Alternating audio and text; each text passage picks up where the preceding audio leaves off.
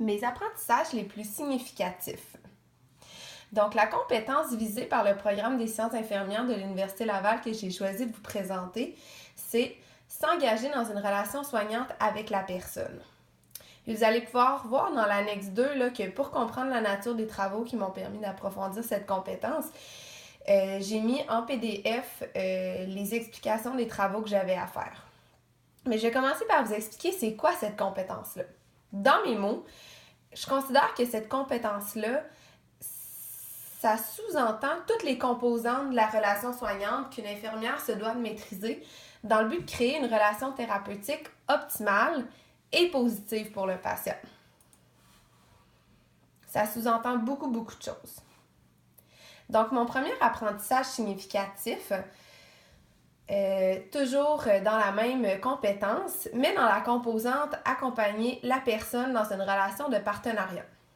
Donc, dans le cadre du cours Partenariat et pouvoir d'agir, SIN 1313, j'ai dû réaliser un travail qui m'a permis de développer et d'approfondir ma maîtrise de la compétence, s'engager dans une relation soignante avec la personne, comme je vous disais plus tôt, mais plus précisément, accompagner la personne dans une relation de partenariat en soutenant ses forces et son pouvoir d'agir dans le processus de prise de décision et d'autodétermination. Bon, le but de ce travail-là consistait à rencontrer, dans mon cas, une jeune femme avec sa famille à 3 reprises au cours de la session dans le but d'établir, avec cette jeune femme-là, un plan d'action pour le contrôle de son diabète. Un diabète de type 1. Donc, une maladie chronique. Au cours des étapes du travail et donc au fil de nos rencontres, une relation thérapeutique remplie de confiance s'est installée. Puis à la fin, elle m'a confié s'être sentie pour la première fois maître de sa maladie chronique et que l'exercice de prendre des décisions elle-même pour son plan thérapeutique a changé sa vision quant à son rapport avec la maladie. Au quotidien, on s'entend là, que dans les centres hospitaliers, le temps manque pour pouvoir s'asseoir 1 heure puis construire des plans de traitement sur lesquels les patients concernés se sont vraiment prononcés. En général, les plans sont basés sur la maladie puis sur les besoins de la maladie plutôt que sur les attentes, les forces du malade, les besoins de la personne.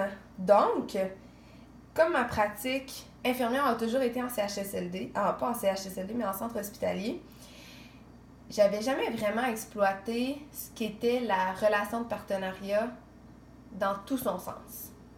Maintenant, je sais qu'engager le patient dans une relation de partenariat peut vraiment changer sa vision de la maladie. Je l'applique dans mon travail au quotidien, puis je défends les droits de mes patients en matière de contrôle sur leur maladie. Aujourd'hui, je le sais que je leur donne le droit de se prononcer. Je leur dis que c'est leur choix, c'est leur vie, puis qu'il ne faut pas passer à côté de ce droit-là. Mon deuxième apprentissage significatif, toujours dans la même compétence, mais cette fois-ci dans la composante développer une relation d'aide formelle et informelle. C'est dans le cadre du cours de promotion de la santé que j'ai pu développer cette compétence-là, mais encore plus précisément, développer une relation d'aide formelle et informelle en démontrant des attitudes thérapeutiques liées à la relation d'aide et en choisissant des techniques d'entrevue spécifiques à la relation d'aide. Donc, pour ce travail-là, j'avais une entrevue à réaliser. Et cette entrevue devait se faire selon les étapes là, très spécifiques de l'entretien motivationnel, qui était une technique qui était nouvelle pour moi.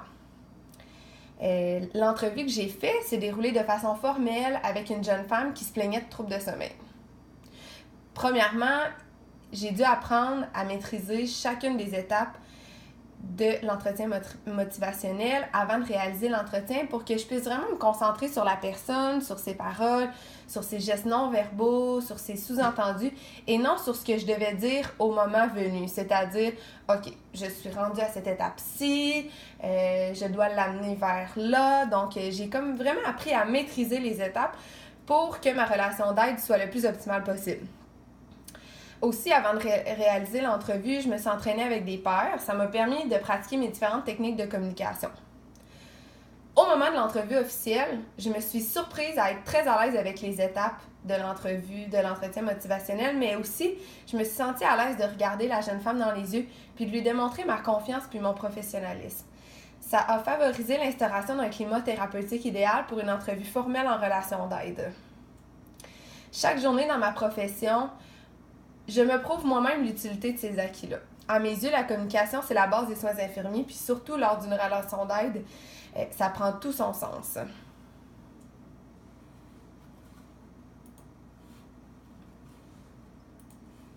Finalement, mes forces et atouts. Pour quelles raisons devrions-nous retenir votre candidature? Je vais y aller très simplement. De par mon expérience au sein de l'équipe volante depuis 2 ans, puis par mon expérience en sol africain, j'ai vraiment développé une capacité d'adaptation, puis cela va faciliter mon intégration au sein d'une équipe. De plus, je suis une leader positive et j'adore le travail d'équipe. Je vais prendre le temps de vous montrer mes annexes. Donc, j'ai joint mon curriculum vitae, la description des travaux et une petite description de ce qui est SIAM. Alors, merci!